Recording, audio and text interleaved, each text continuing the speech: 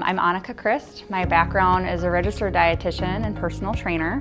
At Lifetime, I run our digital programming and events. My job is really to create programming around weight loss and transformation. So that includes our 60-day challenge, as well as some online programs that engage our members into Lifetime's philosophy around nutrition, metabolism, and moving their body. So what we're always looking at is we have 1 million+ members, and a really small segment of them actually hire a one-on-one trainer. And I always think, especially with training in general, it's a higher price point, so it's not for everybody. So what the 60-day challenge is a way to get other members involved with our trainer. For us, it gets us an extra audience. Once they sit down with our trainers, it kind of builds that trust in our process, and a lot of times they end up becoming clients for us anyway. The earliest that I remember InBody, I think, was 2011. The 60-day challenge we had done before then, we actually had the Clubs Go By scale, so you can imagine the inconsistency across all of our clubs. So we said we wanted to streamline this process, have more consistency. The clubs are all going to have the same equipment. And I just remember the weigh-in process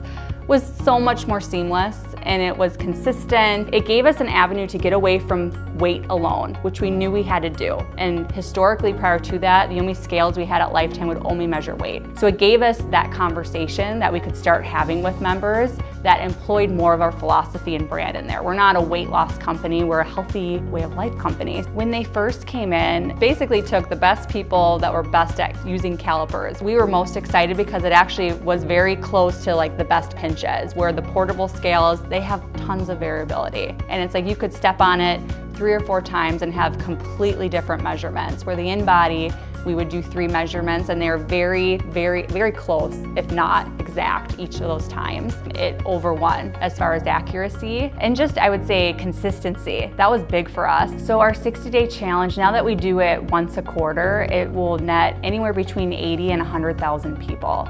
What's cool is it includes the sit-down consultation with the trainer. They get a weigh-in. That information allows them to actually create a better goal for the person. Specific to the InBody, I'd say body fat is number 1. That I think it's the language of a trainer, and I think that's what you guys did the best with. I was a trainer, I know trainers, they've never been excited about pounds lost. They're more about changing how people look and getting them excited about weightlifting and adding muscle.